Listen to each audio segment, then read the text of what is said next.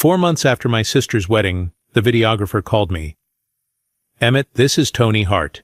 I filmed Daisy's wedding in September. I need you to come to my studio. There's something in the footage you need to see before I deliver the final video to your sister." I was at my desk, reviewing a client's portfolio, coffee going cold in my hand. "What kind of something?" A pause, long enough to make my stomach tighten. "I'd rather show you in person. Can you come today? This afternoon?" "Tony, just tell me what—" "Please, Emmett, you need to see this first, before Daisy does." The way he said it, the careful weight in his voice, like he was carrying something fragile and dangerous at the same time. "I'll be there in an hour." I hung up, stared at my screen, client portfolio forgotten. What could be in Daisy's wedding video that I needed to see before she did?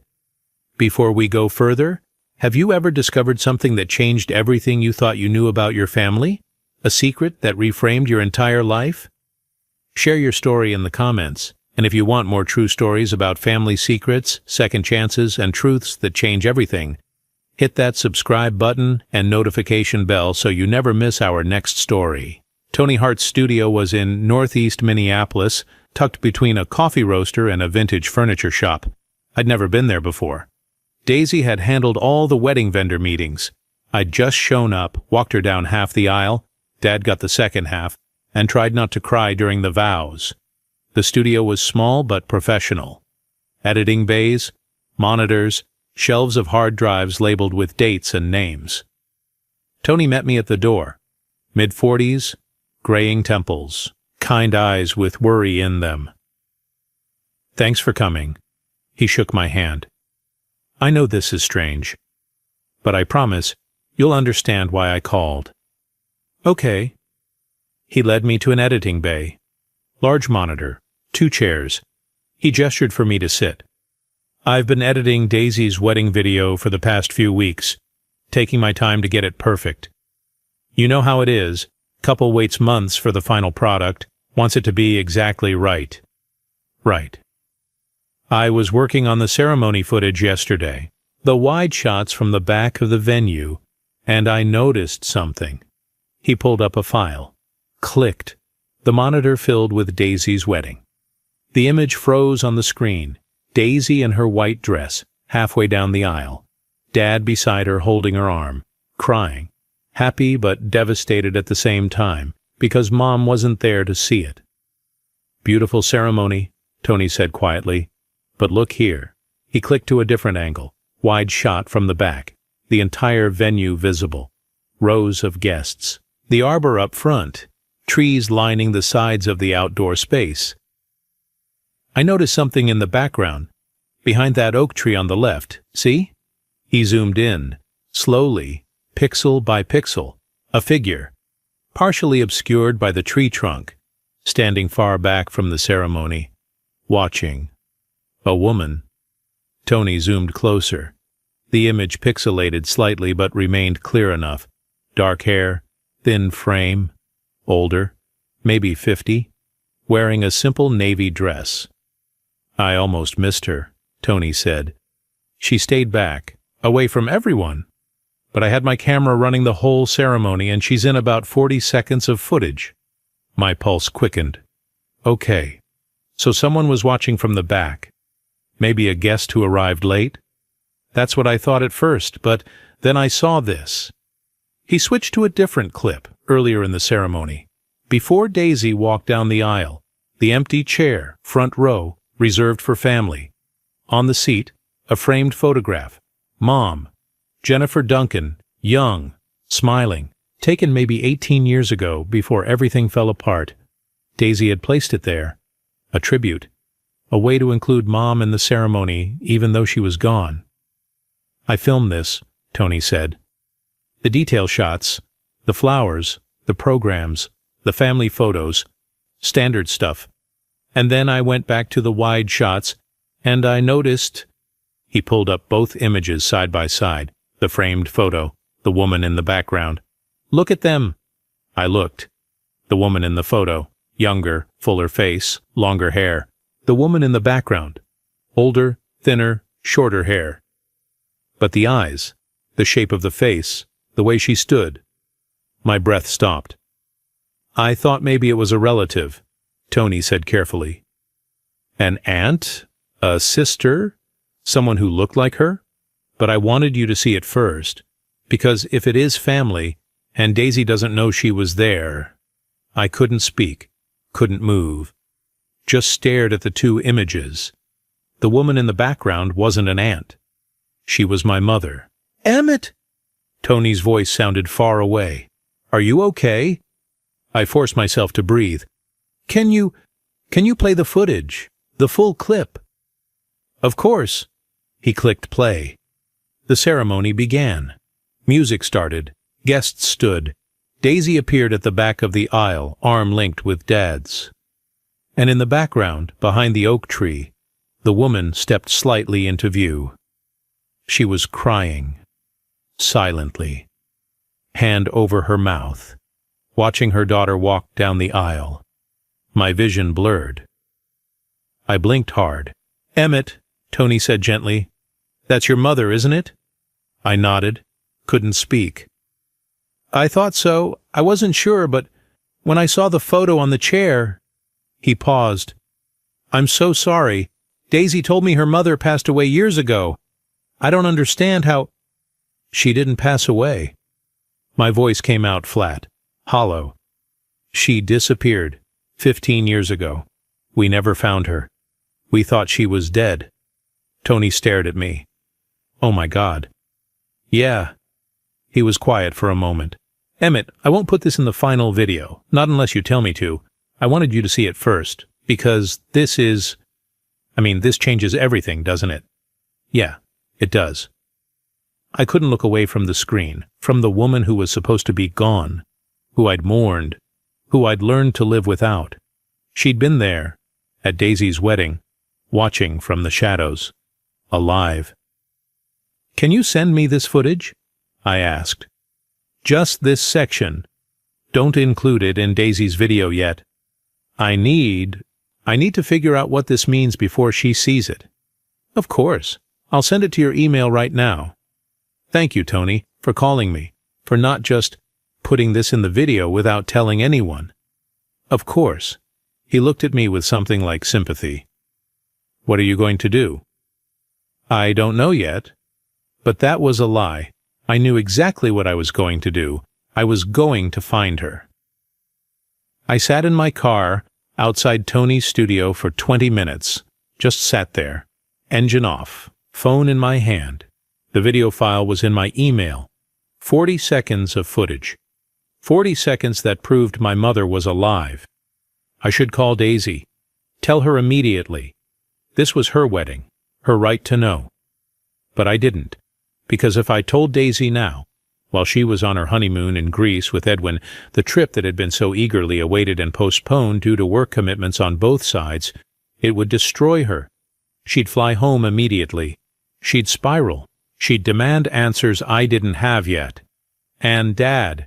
If I told Dad without understanding what happened first, no.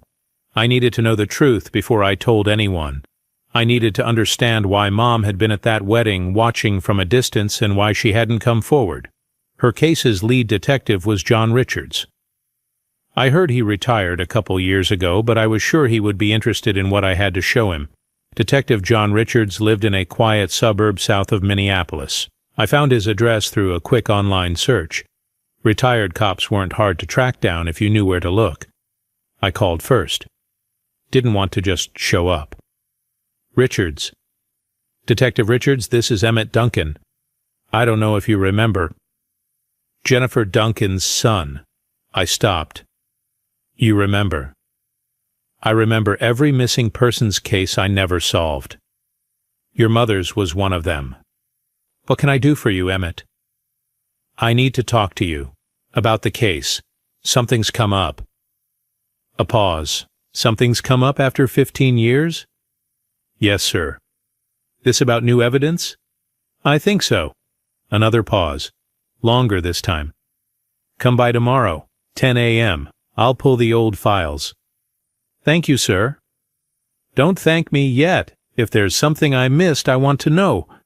But Emmett? Don't get your hopes up. I turned that case inside out. If there was a lead, I would have found it. I understand. But I didn't think he had found it. Because I don't think he knew what to look for. John Richards looked older than I remembered. Grayer, thinner, but his eyes were still sharp. He led me into his home office. Neat, organized. Shelves lined with binders and boxes. I kept copies, he said, gesturing to a box on his desk. Officially, the case file is at the station, but I made my own set when I retired, the ones that stayed with me. He tapped the box. Your mother's case is one of them. You never stopped thinking about it? No, I didn't. He sat down, gestured for me to sit across from him. Now, tell me what you found. I pulled out my laptop, showed him the video. He watched in silence. When it ended, he sat back, said nothing for a long moment. That's Jennifer. Yes, sir. At your sister's wedding, 4 months ago. Yes. She was alive, watching. Yes. He rubbed his face. Jesus Christ. Detective, I think she's in witness protection. He looked at me sharply. Why do you think that? It's the only explanation. She wouldn't leave us without a reason. And if she couldn't tell us why, if telling us would put us in danger... Richards nodded slowly. I thought about that. Back then, when she first disappeared. You did? Of course. I looked into her work, the accounting firm, talked to her boss, her co-workers, asked if she'd found anything unusual, any irregularities in the books. And? Nothing. Everyone said she was diligent, trustworthy, no red flags. But what if they were lying? What if the firm was dirty and they covered it up? Richards leaned back in his chair, studied me. Emmett, I investigated that firm, pulled their records, looked at their clients. There was nothing illegal. Or they hid it well. Or they hid it well, he conceded. But if Jennifer was in WITSEC, the feds wouldn't have told me. They wouldn't have told anyone. That's the whole point. Can you find out? Can you make calls? I'm retired. I don't have access anymore. But you know people. He smiled slightly. I know people. Will you help me? He looked at the laptop screen, at the frozen image of my mother. Yeah, I'll help you, because I never forgave myself for not finding her. And if she's alive, if she's been out there all these years, she deserves to come home. Richards made calls. 2 days of calls. Old contacts at Minneapolis PD. Friends at the FBI field office. People who owed him favors. On the 3rd day, he called me. Emmett, come to my house. Now. I drove over immediately. Richards looked tired, but there was something in his eyes. Something like vindication. I found something. What? Sit down. I sat. I talked to an old friend at the FBI. Guy I worked with on a task force years ago. I asked him hypothetically if someone from Minneapolis had entered WITSEC 15 years ago, September 2010, female, early 40s. And? He couldn't confirm anything officially, but he said off the record that there was a case, a woman who witnessed financial crimes, money laundering tied to organized crime. She provided evidence that led to multiple arrests, but the organization put a hit out on her. She had family, 2 kids, a husband. My heart pounded. What happened? She was given a choice. Entire family enters protection. New identities, new life. Or she enters alone, cuts ties completely, protects her family by staying away. She chose to go alone. She chose to go alone because keeping her family in their life, school, friends, routines, was less traumatic than uprooting everyone. At least that's what she believed. I couldn't breathe. Where is she? He wouldn't say, couldn't. But Emmett. Richards leaned forward. If this is your mother, and I believe it is, she's been living under a different name for 15 years. Alone. Away from everyone she loves. To keep you safe. Safe from what? The people she testified against. The organization. They're powerful, connected, and they don't forgive. Are they still a threat? Richards hesitated. My contact said the main players were arrested and convicted. Most are in prison now, but these things are complicated. There could still be associates, people loyal to the organization. So she's still in danger.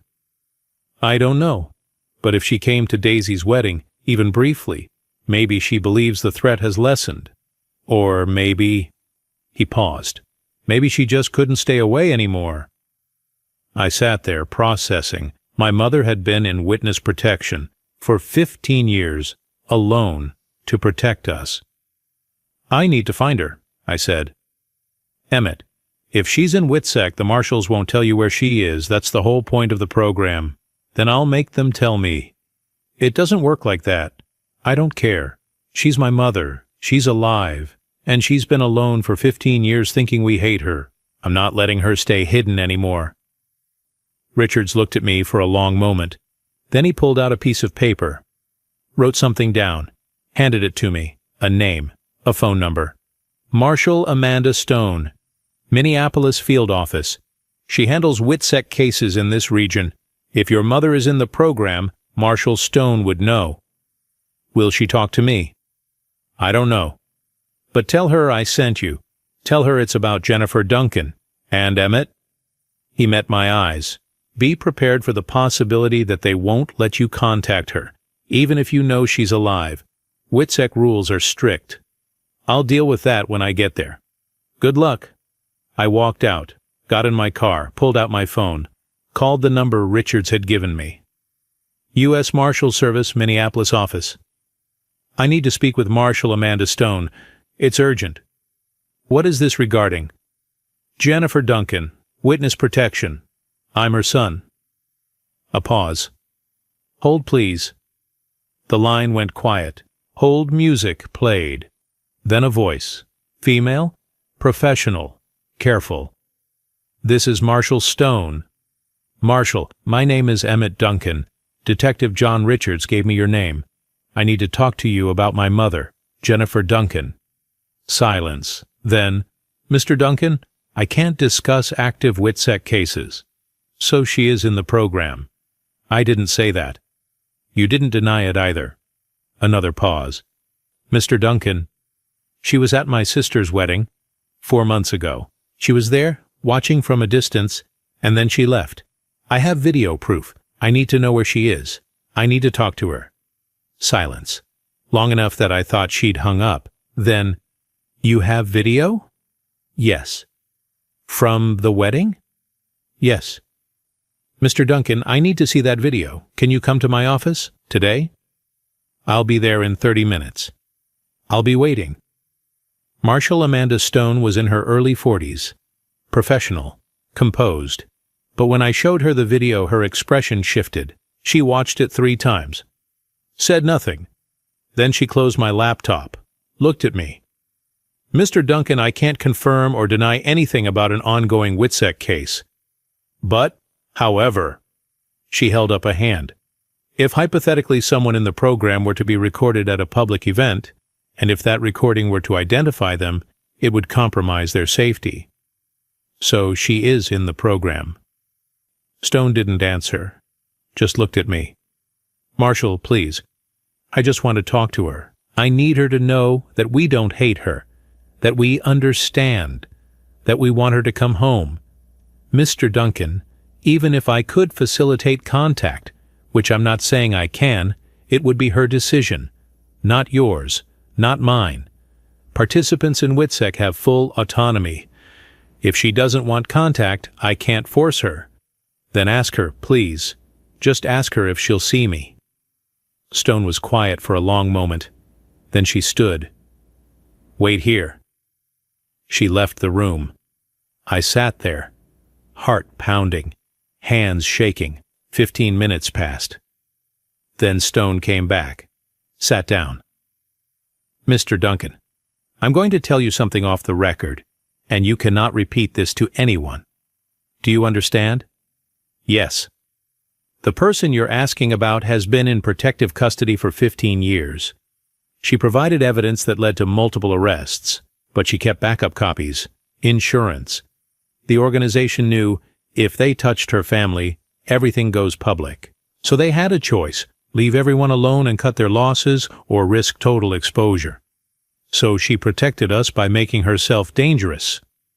She protected you by making you dangerous to touch. Smart woman, your mother. That threat has been significantly reduced in recent months. The main figures in the organization she testified against have been incarcerated or deceased. However, there are still potential risks. Is she safe? As safe as anyone can be in her situation. Will you ask her if she'll see me? Stone studied me. I already did. My breath stopped. And? She said yes. I flew to Billings, Montana 3 days later. Marshal Stone had arranged everything: a meeting, neutral location, a park on the edge of the city, public enough to be safe, private enough to talk. Stone came with me. Protocol. She'd be nearby but wouldn't interfere unless necessary. I sat on a bench, hands shaking, barely breathing, and then I saw her, walking across the park, slowly, hesitantly, older, thinner, hair shorter, different clothes, different everything, but her eyes, still the same eyes. Mom. She stopped a few feet away, just stood there, looking at me. I stood up, couldn't speak. She started crying. Emmett! Her voice. I hadn't heard it in 15 years, but it was the same voice, the voice that used to read me bedtime stories, that used to sing in the kitchen, that used to tell me everything would be okay. Mom. The word broke something in both of us. She crossed the distance between us, pulled me into a hug, and I held her, held my mother, who I thought was dead, who I'd mourned, who I'd learned to live without. She was here, alive, real. I'm sorry, she whispered. I'm so sorry, baby. I'm so sorry. I know, Mom. It's okay. It's not okay. I left you. I left all of you.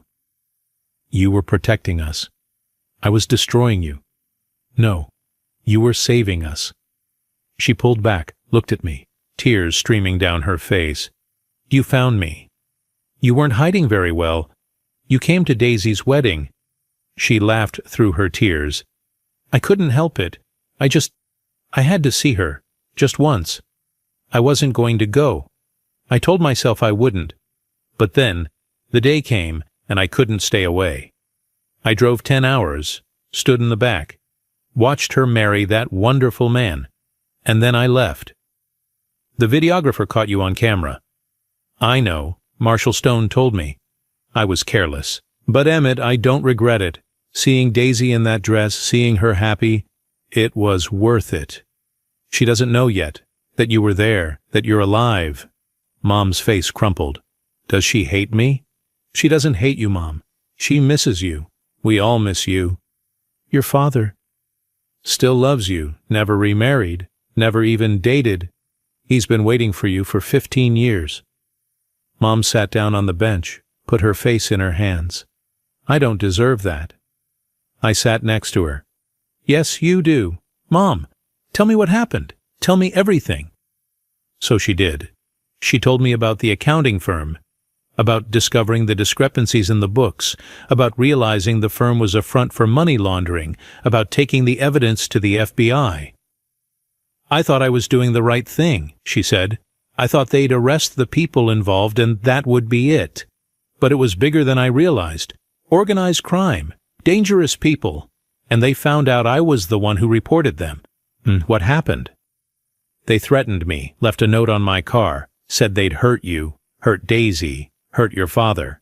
They knew where you went to school. They knew your routines. They knew everything. So the FBI put you in witness protection. They offered to put all of us in. New names, new city, new life.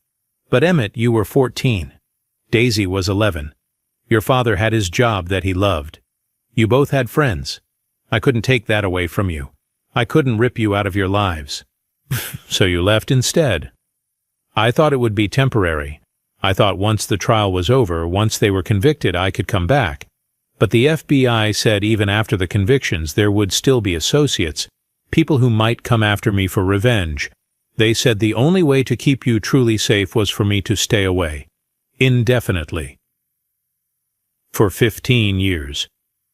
For 15 years. She looked at me. Do you know what that's like? To know your children are out there growing up without you? To see their lives on social media through fake accounts I wasn't supposed to have and not be able to reach out? To miss birthdays and graduations and every single important moment? I can't imagine. I watched you graduate high school from behind a computer screen. I saw Daisy's college acceptance post. I saw your father aging, alone, and I couldn't do anything. I couldn't tell you I was alive. I couldn't tell you I loved you. I couldn't tell you I was doing this for you. Mom. And then Daisy got engaged, and I saw her wedding posts, and I thought, this is it. This is my daughter getting married, and I won't be there. I can't watch her walk down the aisle. I can't help her get ready. I can't be her mother on the most important day of her life. She was crying now. Really crying. But I couldn't stay away. I had to see her. Just once, even if she didn't know I was there. I put my arm around her. She had a photo of you on the chair next to Dad, front row. She wanted you there, even if you couldn't be. Mom sobbed. I saw it. I saw the photo, and it broke me. We sat there, mother and son. 15 years of distance between us. But in that moment, it felt like no time had passed at all. Mom, you can come home now. Marshall Stone said the threat level is low. The organization is gone. You're safe. Am I? Yes. And your father? Will he forgive me? He never stopped loving you? And Daisy? She'll need time. It's going to be hard. But Mom, she needs you. We all need you. Mom looked at me. You grew up, she said softly. You're a man now, and I missed it. I missed all of it. Then don't miss any more. Come home. She was quiet for a long time. Then she nodded. Okay. Okay. Okay, I'll come home. I called Daisy first. She and Edwin had just gotten back from their honeymoon. Emmett, hey, how are you? We just got...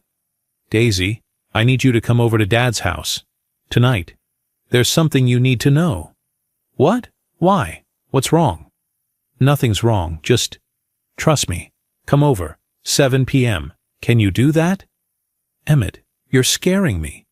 Don't be scared, I promise. Just come. Okay, I'll be there. I hung up.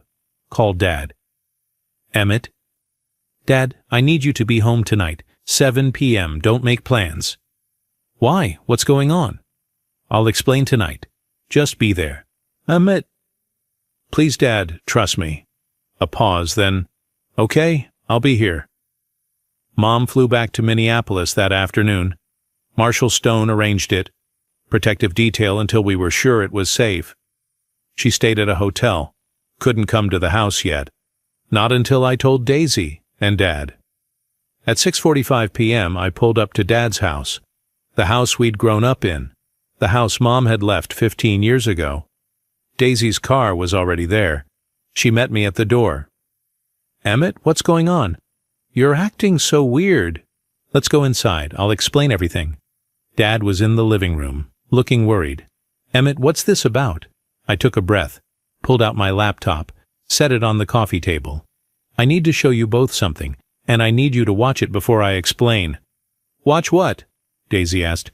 Just watch. I hit play. The video started. Daisy's wedding, the ceremony, wide angle from the back. Daisy watched, confused. This is my wedding. Why are you... Keep watching. The camera zoomed in. The oak tree. The figure behind it. The woman. Daisy's breath stopped. Dad leaned forward, stared at the screen. Is that? Yes?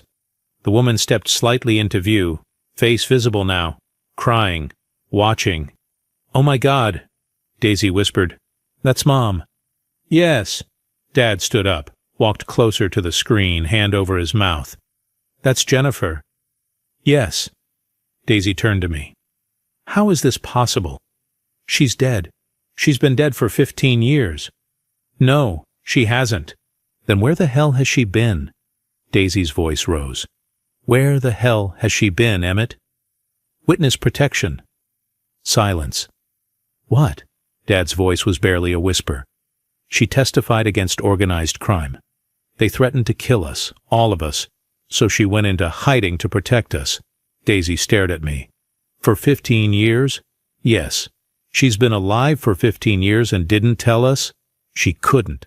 It was the only way to keep us safe. I don't believe you. It's true, Daisy. It's you. Then where is she? If she's alive, where is she? I took a breath. She's here, in Minneapolis, at a hotel. She wants to see you. Daisy's face went white. She sat down, put her head in her hands. Dad just stood there, staring at nothing.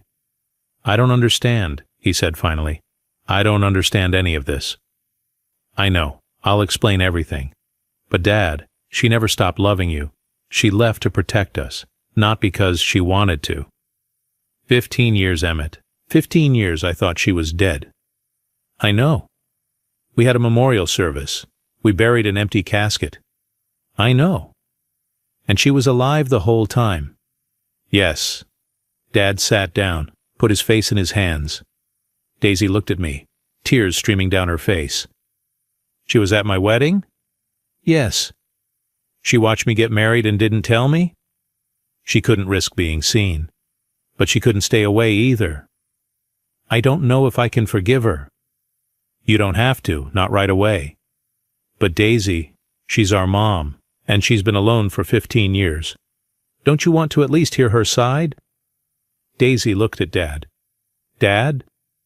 Dad lifted his head. His eyes were red. I want to see her. Are you sure? I want to see my wife. We met at Dad's house the next day. Mom came with Marshall Stone, just in case. I opened the door. Mom stood there, nervous, terrified, more scared than I'd ever seen her.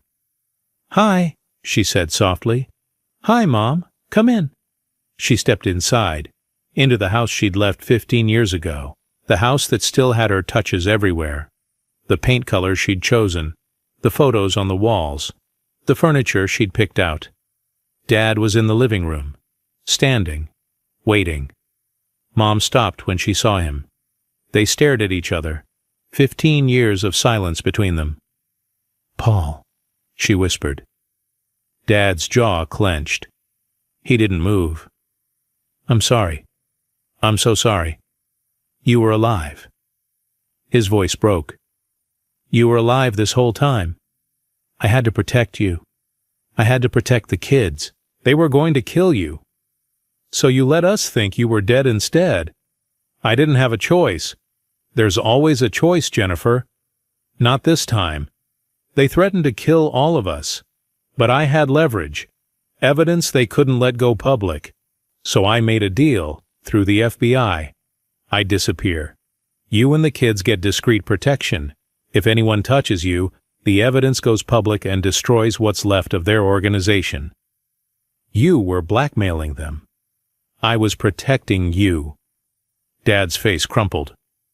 Do you know what it was like, raising them alone, answering their questions about where you were, watching them cry themselves to sleep for months, years? I know. No, you don't. His voice rose. You don't know what it was like to be the one left behind. Mom's tears flowed freely now. You're right, I don't. But Paul, I thought about you every single day. I never stopped loving you.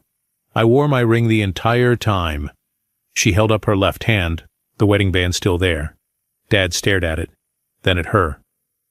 I never took mine off either, he said quietly. He held up his hand. Same ring. Still there after 15 years. Mom sobbed, took a step toward him. I'm sorry. I'm so sorry. If I could go back, if I could do it differently. But you can't. I know. They stood there, neither moving, years of pain and love and loss between them. Then Dad closed the distance, pulled her into his arms, and they both broke. I hate you, he whispered into her hair. I hate you so much for leaving. I know. But I never stopped loving you. I know. I don't know if I can forgive you. I don't expect you to, but I want to try. Mom pulled back, looked at him. Really? Really. They held each other, and for the first time in 15 years they looked like a couple again. Daisy came an hour later. She walked into the living room, saw Mom sitting on the couch, stopped. "Hi, baby," Mom said softly. Daisy didn't move, just stared. "You were at my wedding." "Yes." "You watched me get married and didn't say anything." "I'm sorry." "Do you know how many times I wished you were there? How many times I cried because you weren't?" "Daisy!" "And you were there. You were right there. And you didn't come to me. I couldn't. If anyone saw me, if anyone knew I was alive, it would put you in danger. I don't care about danger, I just wanted my mom." Mom stood up, crossed to Daisy, but Daisy stepped back. "Don't. I can't do this right now." "Daisy, please." "No. You left me. You left me when I was 11 years old. Do you know what that did to me? Do you know how many years of therapy I've had? How many times I thought it was my fault? It was never your fault." "Then whose fault was it?" "Mine. It was my fault. I made the choice. I left to protect all of us. You left to save yourself." "No." Mom's voice was firm now. "I left to save you. They were going to kill you, Daisy. They knew where you went to school. They knew your schedule. They were going to hurt you to get to me. So, I left. I gave up everything, my children, my husband, my life, to keep you safe. And I would do it again. Every time. Because you're my daughter. And I would die before I let anyone hurt you. I made a deal with them to disappear in exchange for your safety." Daisy stared at her, tears streaming. "I missed you at my wedding." "I know, baby. I had your picture on the chair next to Dad, because I wanted you there so badly. I saw it, and it broke my heart. You should have been there, really there, not hiding." "I know." Daisy wiped her face. Mom pulled Daisy into her arms, and they both sobbed. I stood in the doorway, watching. Dad beside me. "We're going to be okay," he said quietly. "Yeah, we are." The next few months were hard. Mom moved back to Minneapolis, got an apartment, didn't want to rush things by moving back in with Dad immediately. They went to therapy, individually and together, processed 15 years of trauma and separation. Daisy and Mom met for coffee every week. Sometimes it was good. Sometimes Daisy cried. Sometimes she was angry. But she kept showing up. And so did Mom. Dad and Mom went on dates, like they were starting over. In some ways they were. Marshall Stone officially closed Mom's WITSEC case. The threat was gone. The organization dismantled. Mom could reclaim her identity. Jennifer Duncan was alive again. We had a family dinner 3 months after Mom came back. At Dad's house, all of us. Mom, Dad, Daisy, Edwin, me. It felt surreal, having Mom there, passing her the potatoes, hearing her laugh at Dad's terrible jokes, watching her talk to Edwin about architecture, like she'd never left. But also, nothing like before, because we'd all changed. We'd all grown. We'd all learned to live without her, and now we had to learn to live with her again. 6 months after Mom came home, Daisy and I were at her apartment, helping her unpack the last boxes. She'd finally moved back in with Dad, taken it slow, but they were ready. Daisy held up an old photo album. "Look at this." I looked. Photos from when we were kids. Birthday parties, holidays, school plays. Mom appeared in the doorway, saw what we were looking at. "I took those with me," she said quietly. "When I left, I wasn't supposed to. Marshall Stone said I should leave everything behind. But I couldn't. I needed something to remember you by." "You looked at these?" Daisy asked. "Every night, for 15 years. Daisy's eyes welled up. "Mom, I know I missed so much. I know I can't get those years back, but I'm here now, and I don't want to miss any more." Daisy stood up, hugged her. Me neither. I watched them, mother and daughter, healing, slowly, but healing. My mother disappeared for 15 years. We thought she was dead. We mourned her. We learned to live without her. But she was alive, hiding, protecting us from a distance. And when we found her, when that videographer called me about footage from my sister's wedding, it changed everything. We got our mother back, our family back, our future back. It wasn't easy, but it was real. And sometimes that's all you need: a second chance, a new beginning, and the courage to forgive. Have you ever discovered a family secret that changed everything? Have you ever had to forgive the unforgivable? Share your story in the comments below. If this story about family, secrets, forgiveness, and second chances touched your heart, please hit that like button and subscribe for more true stories that will make you think, feel, and believe in the power of love and redemption. Don't forget to click the notification bell so you never miss our next story. Thanks for watching.